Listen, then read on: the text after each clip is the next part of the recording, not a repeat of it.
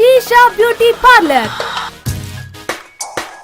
பெண்களுக்கான நவீன அழகு நிலையம் இப்போது பரமக்குடியில்.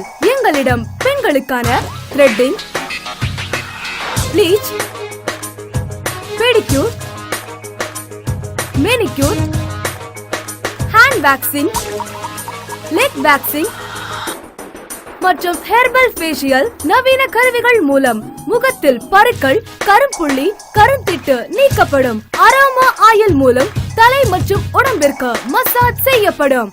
Hair cut, hair colouring, straightening, hair dye, எண்ணெய் மற்றும் மெஹந்தி,